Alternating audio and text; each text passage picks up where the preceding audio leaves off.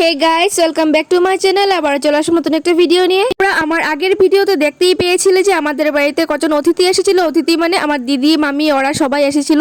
আর যেই দিনকে এসেছিল তার পরের দিনই ছিল আমার ছোট্ট বোনজির বার্থডে, জন্মদিন। তার জন্য আমরা চলে গেলাম বার্থডের জন্য কিছু বাজার করতে বাজারে।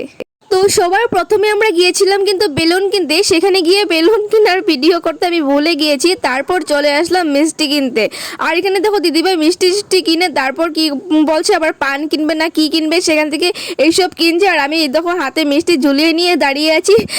দিদিভাই কি বলছে শুরু করে দিয়েছিস। হ্যাঁ, তারপর মিষ্টি কিনে তারপর চলে যাব এবার ঘরে। বাড়িতে চলে যাচ্ছি গাইস, বাড়িতে চলে যাচ্ছি। আর এখানে দেখো আমি আর দিদি বসে আছি আর টোটোতে করে ঘরে যাচ্ছি। এত ভিড়, রাস্তা কিন্তু অনেক জাম ছিল।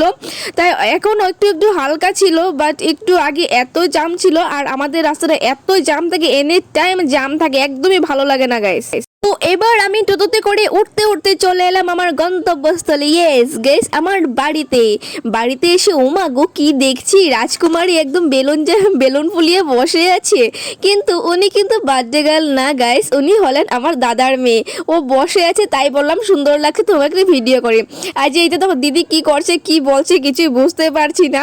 আর এখানে দেখো বেলুন লাগানো শুরু হয়ে গেছে গাইস। যেহেতু আমাদের ঘরটা একদম কালার করা না, তাই বেলুনগুলো পড়ে যাচ্ছিল, ধাপ ধুপ করে পড়ে যাচ্ছিল।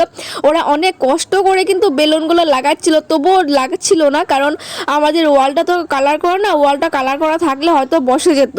যাই হোক, ওরা কিন্তু অনেক কষ্ট করে বেলুনগুলো লাগাচ্ছে। কেউ হয়তো সুতো বেঁধে দিচ্ছে, কেউ হয়তো আঠা লাগিয়ে দিচ্ছে। আর ওরা দেখো কি লাফালাফি হুড়ুস্থুল হচ্ছে গাইস, কি আর বলবো, বলার মতো ভাষা নেই।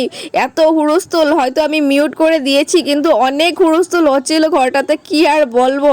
আর একজন কি করছে, বেলুন ফুলাচ্ছে। এখানে বেলুন টেলুন সব ফুলানো হয়ে গেছে, লাগানো টাগানো হয়ে গেছে। এবার কেক টেক সাজানো হয়ে গেছে। এবার হলো বার্থডে গার্লকে ডাকার পালা। বার্থডে গার্ল ছিল ছাদের উপরে, ওকে সারপ্রাইজ দেবো বলে ওকে ডাকা হয়নি গাইস। এত আয়োজন এমন তেমন কিছু আয়োজন করা হয়নি, ছোট্টখাট্ট একটা করে আয়োজন করা হয়েছিল।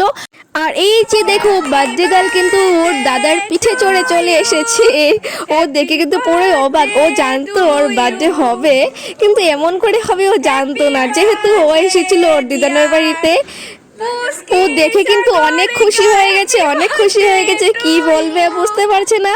ও হয়তো জানতো বার্থডে করা হবে, কিন্তু এমন করা হবে ও জানতো না। আর এখন হলো ক্যান্ডেল জ্বালানোর পালা আর কেক কাটার পালা গাইস। ইয়েস, ও কেক কাটবে আর কেক দেখবে কি হয়ে গেছে। একদম বার্থডে গার্লকে ভূত বানিয়ে দেওয়া হচ্ছে। ও তো ভীষণ খুশি, ভীষণ এক্সাইটেড।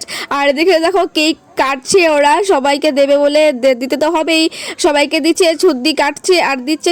রাত্রে ডিনারের জন্য আনা হয়েছিল খাসির মাংস গাইস। ভিডিওটা আজকে এতটুকুই। Tata, bye, love you all.